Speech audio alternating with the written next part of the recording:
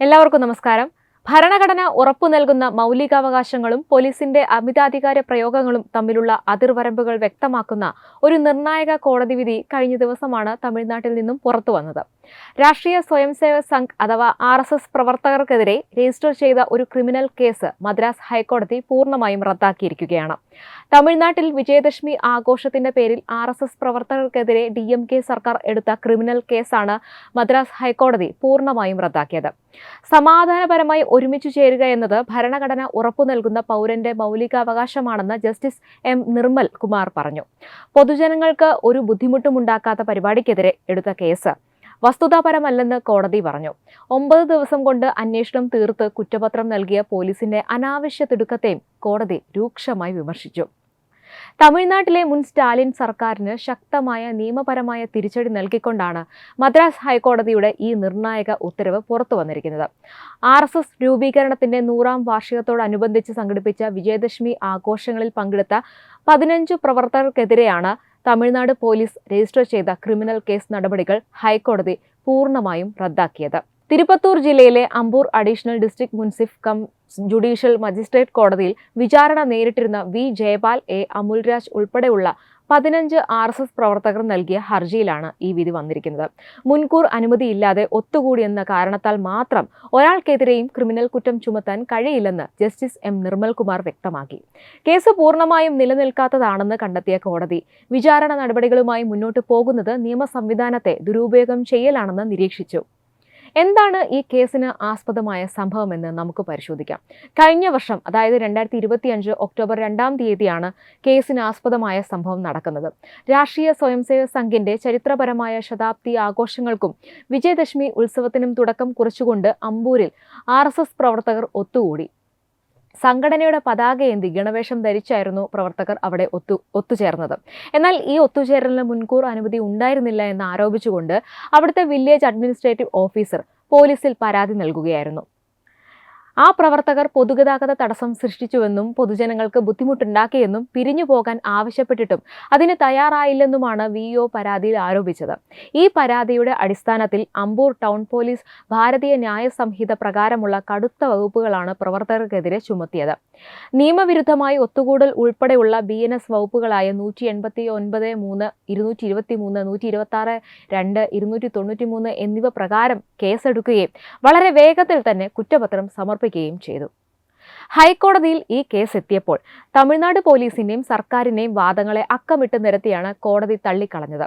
പ്രധാനമായും 3 കാരണങ്ങളാണ് ജസ്റ്റിസ് നിർമ്മൽ കുമാർ ഈ കേസ് റദ്ദാക്കാൻ ചൂണ്ടിക്കാണിച്ചത്. ഒന്നാമതായി, പൊതുജനങ്ങൾക്ക് പരാതിയില്ല. സംഭവം നടന്നത് ഒരു പൊതുസ്ഥലത്താണ്. പൊതുജനങ്ങൾക്ക് ബുദ്ധിമുട്ടുണ്ടാക്കി എന്നാണ് പോലീസ് പറയുന്നത്. എന്നാൽ അത്ഭുതമെന്ന് പറയട്ടെ, അവിടുത്തെ നാട്ടുകാരായ ഒരാൾ പോലും പോലീസിൽ പരാതി നൽകിയിട്ടില്ല. ആർക്കും ഒരു ബുദ്ധിമുട്ടും ഉണ്ടായതായി രേഖപ്പെടുത്തിയിട്ടുമില്ല. പോലീസിന്റെ കുറ്റപത്രത്തിൽ സാക്ഷികളായി ചേർത്തിരിക്കുന്നത് പരാതിക്കാരനായ VOയെയും അദ്ദേഹത്തിന്റെ 2 സഹായികളെയും അന്വേഷണ ഉദ്യോഗസ്ഥരെയും മാത്രമാണ്. ഒരു സ്വതന്ത്ര സാക്ഷി പോലും ഈ കേസിൽ ഇല്ല എന്നത് കേസിന്റെ വിശ്വാസ്യതയെ തകർക്കുന്നതാണെന്ന് കോടതി പറഞ്ഞു. രണ്ടാമതായിട്ട്, പോലീസിന്റെ തിടുക്കം. പരാതി ലഭിച്ച് വെറും 9 ദിവസങ്ങൾക്കുള്ളിലാണ് പോലീസ് അന്വേഷണം പൂർത്തിയാക്കി കോടതിയിൽ കുറ്റപത്രം നൽകിയത്.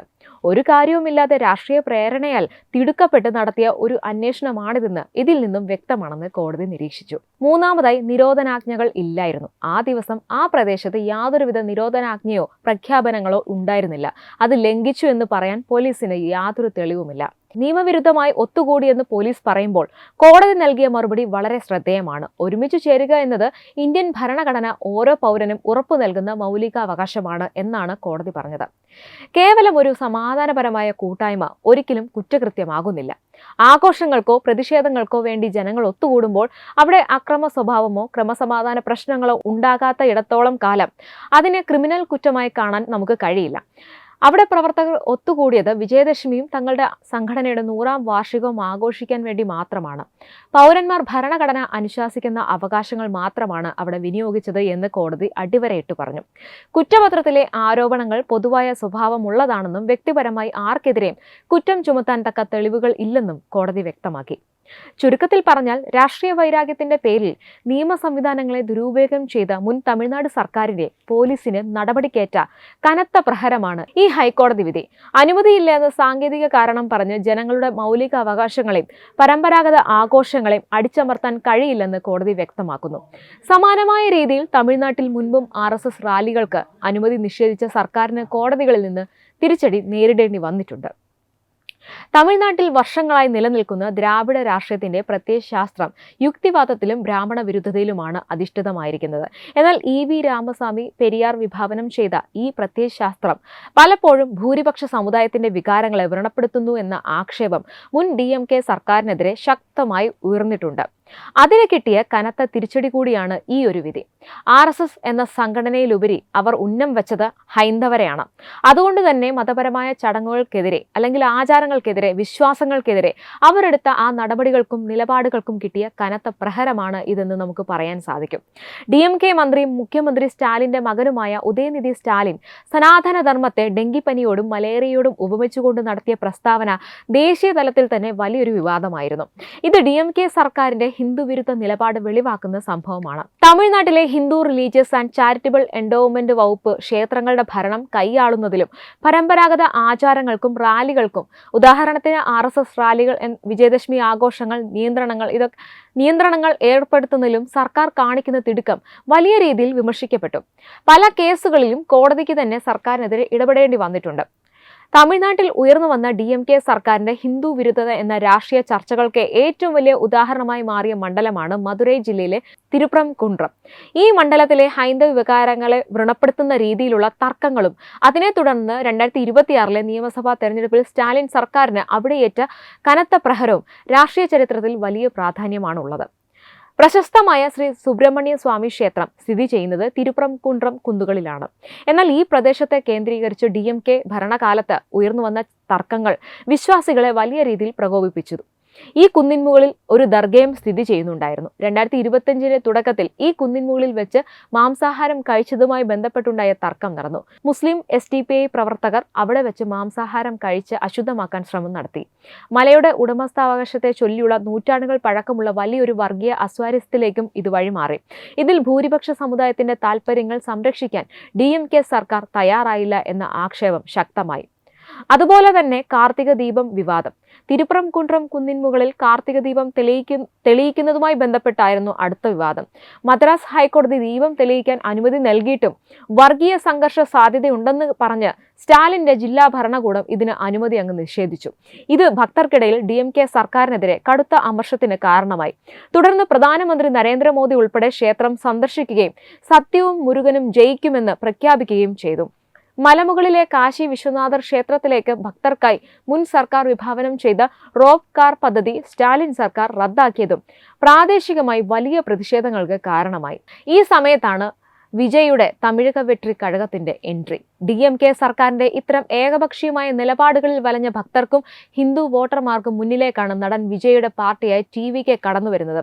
DMKയുടെ യുക്തിവാദ രാഷ്ട്രീയത്തിലേക്ക് പോകാതെ ജനങ്ങളുടെ ആത്മീയതയും വിശ്വാസങ്ങളെയും ഒരുപോലെ മാനിക്കുന്ന നയമാണ് വിജയ് സ്വീകരിച്ചത്. 2026 തെരഞ്ഞെടുപ്പിലെ കനത്ത തിരിച്ചടി. വിശ്വാസികളെ ദ്രോഹിക്കുന്ന നിലപാടുകൾ സ്വീകരിച്ച DMK സർക്കാരിന് തിരുപ്രംകുൻട്രം ജനത വോട്ടിലൂടെയാണ് മറുപടി നൽകിയത്.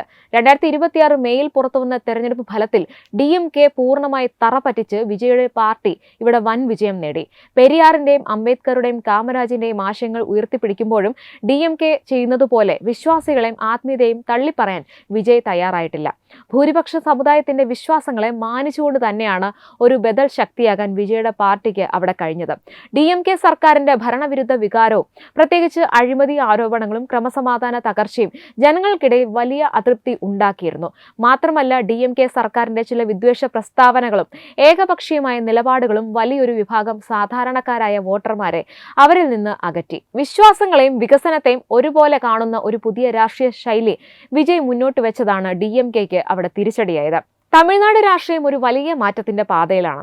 പരമ്പരാഗത യുക്തിവാദ രാഷ്ട്രീയത്തിൽ നിന്നും മാറി ജനങ്ങളുടെ വിശ്വാസങ്ങളെ കൂടി ഉൾക്കൊള്ളുന്ന ഒരു പുതിയ രാഷ്ട്രീയ ചേരിക്ക് തമിഴ് ജനത അരയും തലയും മുറുക്കി പ്രാധാന്യം നൽകുന്നു എന്നതിന്റെ സൂചനയാണ് ഈ രാഷ്ട്രീയ മാറ്റങ്ങൾ വിലയിരുത്തപ്പെടുന്നത്. തമിഴ്നാട്ടിലെ ഭൂരിപക്ഷ ജനങ്ങളുടെ വിശ്വാസങ്ങളെയും ആചാരങ്ങളെയും അടിച്ചമർത്താൻ നോക്കിയ DMK സർക്കാരിന്റെ ഹിന്ദുവിരുദ്ധ നയങ്ങൾക്കെതിരെ തിരുപ്പുറംകുൻട്രം നൽകിയ വിധി സ്റ്റാലിൻ ഭരണത്തിന്റെ പതനത്തിലേക്കും വിജയുടെ രാഷ്ട്രീയ വിജയത്തിലേക്കും നയിച്ച പ്രധാന ഘടകങ്ങളിലൊന്നാണ്. പ്രതിപക്ഷ നേതാവായി ചുമതലയേറ്റ ശേഷം തമിഴ്നാട് നിയമസഭയിൽ ഉദയനിധി സ്റ്റാലിൻ ഹിന്ദു വിരുദ്ധ പരാമർശമായി വീണ്ടും രംഗത്ത് വന്നിരുന്നു. സനാതനധർമ്മം നിർമ്മാർജ്ജനം ചെയ്യപ്പെടണം എന്നാണ് ഉദയനിധി ആവശ്യപ്പെട്ടത്. ജനങ്ങളെ ഭിന്നിപ്പിക്കുന്ന സനാതനധർമ്മം തീർച്ചയായും ഇല്ലാതാക്കപ്പെടണമെന്നാണ് തന്റെ എപ്പോഴത്തെയും നിലപാടെന്നാണ് ഉദയനിധി സ്റ്റാലിൻ നിയമസഭയിൽ പറഞ്ഞത്. കാർത്തിക ദീപം തെളിയിക്കുന്നതിനെ എതിർത്ത ദീപാവലിക്ക് ആശംസകൾ നേരാത്ത മുഖ്യമന്ത്രിയുള്ള DMKയിൽ നിന്ന് ഇതിൽ കൂടുതൽ എന്ത് പ്രതീക്ഷിക്കാനാണ് അല്ലേ? എന്തായാലും ഇതിനെതിരെ പ്രതികരിച്ചുകൊണ്ട് സിനിമാ, രാഷ്ട്രീയ, സാംസ്കാരിക മേഖലകളിൽ നിന്ന് ഒരുപാട് പേര് രംഗത്ത് വന്നു. ഇതിനെതിരെ നടൻ അർജുൻ സർജ പറഞ്ഞ വാക്കുകളാണ് സോഷ്യൽ മീഡിയയിൽ കുറച്ച് ദിവസങ്ങളായിട്ട് ശ്രദ്ധേയമായിക്കൊണ്ടിരിക്കുന്നത്. സനാതനം എന്നാൽ ഒരു ജീവിത രീതിയാണെന്നും എങ്ങനെ നമ്മുടെ ജീവിതം മുന്നോട്ട് കൊണ്ടുപോകണമെന്നും നമ്മളെ പഠിപ്പിക്കുന്നതാണെന്നും അർജുൻ സർജ പറഞ്ഞു. തന്റെ പുതിയ ചിത്രമായ ബ്ലാസ്റ്റിന്റെ റിലീസിനോടനുബന്ധിച്ച് ചെന്നൈയിൽ മാധ്യമപ്രവർത്തകരോട് സംസാരിക്കുമ്പോഴായിരുന്നു അദ്ദേഹത്തിന്റെ പ്രതികരണം.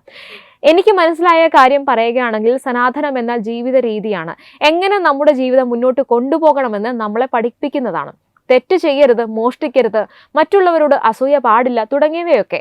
കുട്ടികളായി ഇരിക്കുമ്പോൾ നമ്മളെ മുതിർന്നവർ എങ്ങനെ നോക്കിയോ അതേപോലെ അവർ വയസ്സാകുമ്പോൾ നമ്മൾ നോക്കണം, ദൈവത്തെ പോലെ നോക്കണം. അതാണ് സനാതനധർമ്മം നമ്മളെ പഠിപ്പിക്കുന്നത്. സനാതനധർമ്മം ഇല്ല എന്ന് പറയണമെങ്കിൽ അവർ അവരുടെ അച്ഛനെയും അമ്മയും പുറന്തള്ളണം. അത് സാധ്യമാണോ? സനാതനധർമ്മം എന്നാൽ ഒരു മതമല്ല, അതൊരു ജീവിത രീതിയാണ്. എനിക്ക് മനസ്സിലായ കാര്യമാണ് ഞാൻ നിങ്ങളോട് പറഞ്ഞത്. എല്ലാവരും ഇത് മനസ്സിലാക്കിയാൽ നന്നായിരിക്കും എന്നാണ് അർജുൻ സർജ പറഞ്ഞത്. 2023 സനാതനധർമ്മത്തെക്കുറിച്ച് ഉദയനിധി നടത്തിയ പരാമർശങ്ങളും ദേശീയ തലത്തിൽ വലിയ കോളിളക്കം സൃഷ്ടിച്ചിരുന്നു. അതേസമയം തന്റെ നിലപാട് തുറന്നു പറഞ്ഞ അർജുൻ സർജയ്ക്ക് വൻ കയ്യടിയാണ് സോഷ്യൽ മീഡിയയിൽ നിന്ന് ലഭിക്കുന്നത്. ഒരാളെങ്കിലും ഇക്കാര്യം തുറന്നു പറഞ്ഞല്ലോ എന്നാണ് പലരും അഭിപ്രായപ്പെടുന്നത്. കേരളത്തിൽ CPM-ന് കിട്ടിയ 8ന്റെ പണി പോലെ അങ്ങ് തമിഴ്നാട്ടിൽ DMK സർക്കാരിനും 8ന്റെ പണി കിട്ടിക്കൊണ്ടിരിക്കുക. വെബ് ഡെസ്ക് തത്വമൈ ന്യൂസ്.